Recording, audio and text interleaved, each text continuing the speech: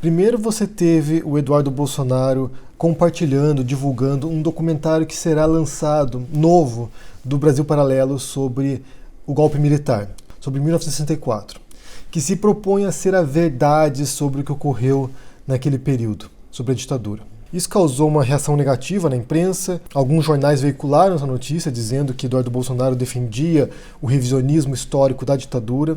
E o que aconteceu em seguida foi que tanto o Bernardo Kister quanto o Nando Moura apareceram aqui para defender essa narrativa. O Nando Moura defendeu o Eduardo Bolsonaro e defendeu esse revisionismo histórico, e o Bernardo Kister também vem com esse tipo de discurso, falando sobre a censura durante o regime militar e como a censura não era tudo isso que diziam. Não era tão rigorosa assim. Muitos livros foram publicados naquele período que estariam alinhados com a esquerda. A gente precisa esclarecer algumas coisas que eles estão fazendo aqui. Primeiro é esse alinhamento narrativo, de algumas pessoas virem aqui defenderem essa ideia. Então você tem o Brasil Paralelo, você tem o Eduardo Bolsonaro, você tem Bernardo Kister, você tem Nando Moura, todos alinhados com essa ideia revisionista, que inclusive é a ideia revisionista do próprio Bolsonaro também, do próprio presidente, que já disse em algumas circunstâncias, em entrevistas na televisão, que a ditadura não era aquilo que dizem ser. Então, no primeiro momento, você tem um questionamento da seriedade e da isenção dos historiadores e dos professores de história também. Então, o que eles dizem ao fazer isso é: o historiador, a pessoa que trabalha com a escrita da história, com a investigação histórica, não sabe o que está fazendo ou está mentindo para vocês. Esse é o primeiro ponto. Eles questionam qualquer tipo de legitimidade dos historiadores de contar a história da maneira mais próxima do que realmente aconteceu. Os historiadores não sabem, nós sabemos a verdade. Esse é o primeiro ponto. E o segundo ponto é quando eles se unem e fazem essa campanha conjunta e possivelmente articulada também, porque não me parece acidental que você tenha 4 expressões muito parecidas no mesmo instante: Brasil Paralelo, Eduardo Bolsonaro, Bernardo Kister e Nando Moura dizendo coisas parecidas, é para consolidar essa narrativa contrária. E isso é algo que eles fazem muito. Então eles vão lá e jogam uma notícia, alguma coisa sobre Bolsonaro, ou contra algum grupo, ou contra o Jean Willis, ou contra quem quer que seja, e juntos eles formam um paredão de informação, de desinformação, na verdade, para consolidar essa narrativa. A noção de narrativa é muito importante, porque a gente está falando aqui de uma construção de um tipo de informação que não necessariamente se funda nos fatos. É no nível narrativo, obviamente, mas não necessariamente precisa estar fundamentada no que é a realidade. Se todo mundo repetir aquela história, independentemente de ser verdadeira ou não, ela será memorizada, ela será transmitida, as pessoas vão se lembrar dela depois. E o terceiro ponto também que vale ressaltar aqui é como eles ocultam informações que não vão a favor deles. Eles apanham alguns elementos que reforçam a tese que eles querem demonstrar, que reforçam essa narrativa que eles propõem, e eles ocultam, e eles escondem, eles ignoram aquilo que contrariaria a tese deles e que pudesse derrubar o que eles estão dizendo. Então vejamos o caso do Bernardo Kister. Ele pega ali alguns livros publicados por freis, por autores da teologia da libertação, ou por autores marxistas ou comunistas, e usa essas publicações. Ele diz que tem incontáveis publicações ali, mas ele mostra ali uma meia dúzia de livros. Ele usa aquilo ali como exemplo de como não havia censura no Brasil naquele período, ou se havia, era muito menos rigorosa do que se diz que era. E ao fazer isso, ele ignora ou ele desconsidera alguns fatores. O primeiro fator é que, embora tenham sido publicadas obras que possivelmente confrontariam o governo, muitas outras obras, muitos livros, muitas reportagens, muitas canções foram de fato censuradas. Que você tem ali uma vintena de livros, ou uma centena de livros que seja, que tenham passado pelo crivo do censor, isso não quer dizer que você não tenha mais uma porção de outras obras que tenham sido censuradas. Uma coisa não anula a outra. O simples fato de você ter uma porção de obras e de autores, e de jornalistas e de artistas que foram censurados já é o suficiente para dizer que houve censura prévia.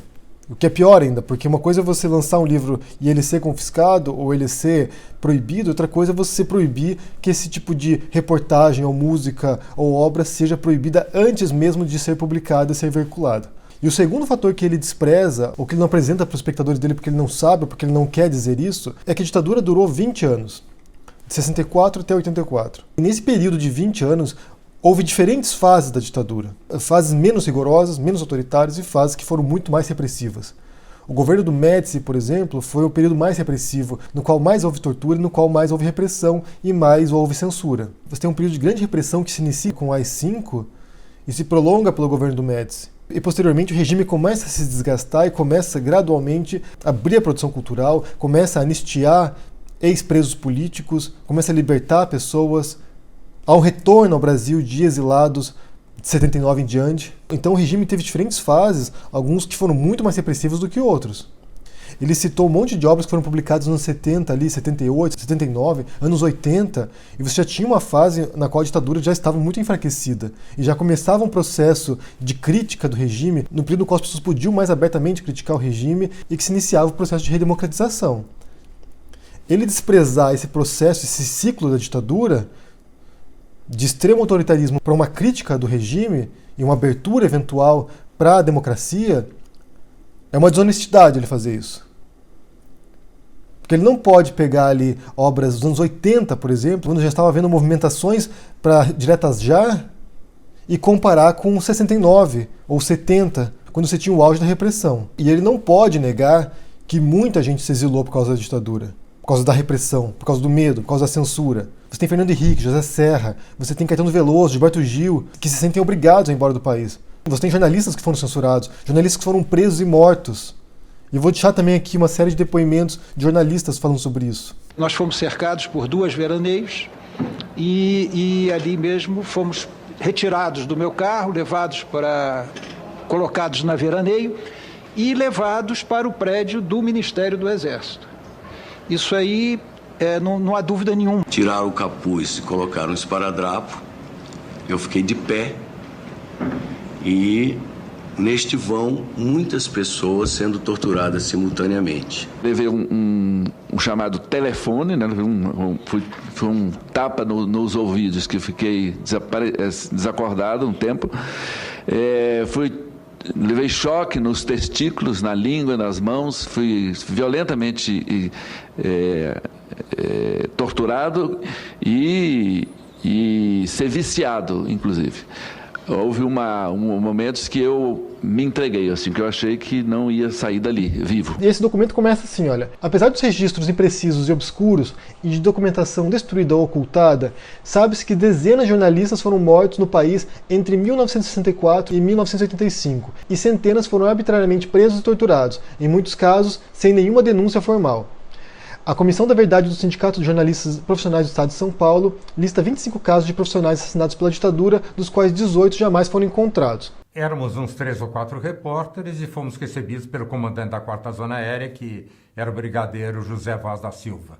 Ele fez um desabafo, disse, olha, os mesquitas do Estadão passam a vida descendo pau nos militares e dizendo que não há liberdade no Brasil, que as notícias são censuradas, que nós vivemos uma ditadura, pois agora, com o Ato 5, eles vão ver. Agora nós temos liberdade de fazer o que nós sempre quisemos fazer. Foram momentos, né, que à distância você acha graça, mas insuportáveis, sabe? Insuportáveis. Quer dizer, para o jovem de hoje é difícil a gente, né, devolver aquele crime. Havia um certo coronel Américo aqui no Exército que de vez em quando mandava convocar a gente para interrogar, cobrando coisas no jornal. Que eu fui lá, depor, e o coronel Américo pegou o jornal e falou, essa matéria aqui, tal, uma matéria que não faz bem ao país, uma coisa assim e tal.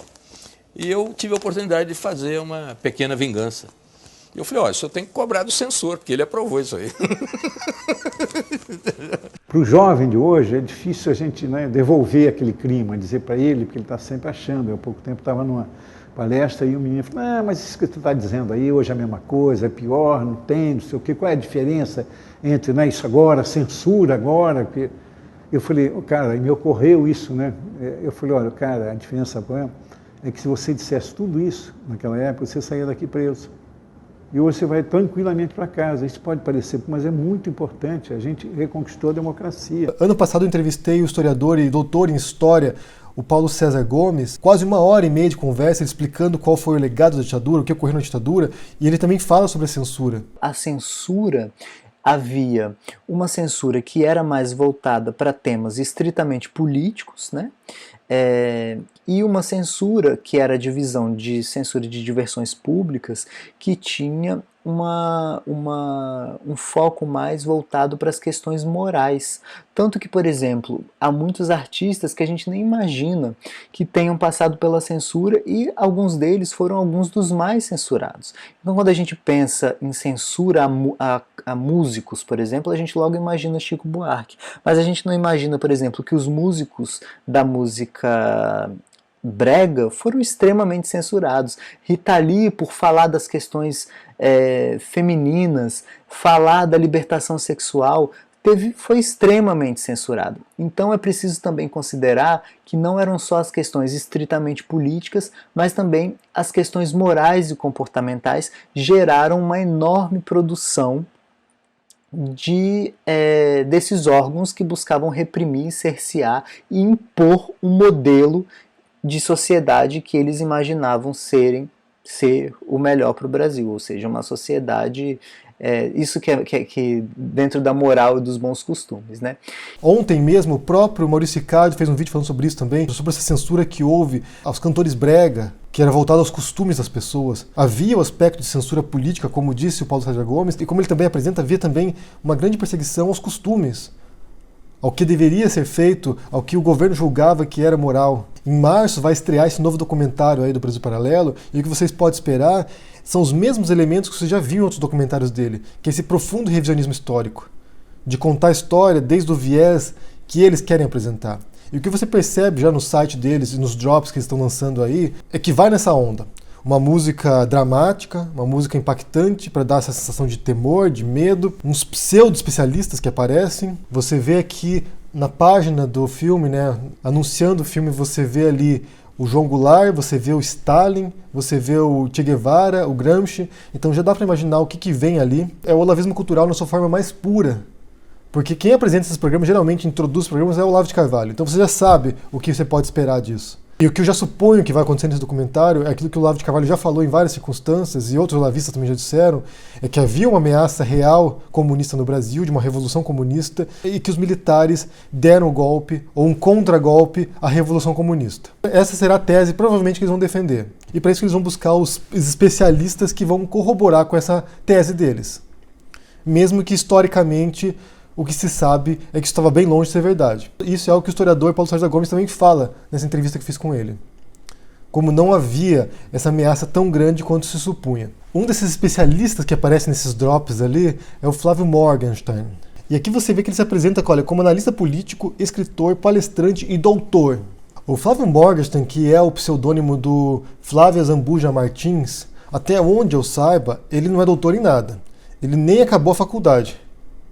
Inclusive, ele é um severo crítico das instituições acadêmicas. Na própria propaganda do documentário, eles já estão mentindo a credencial dos entrevistados.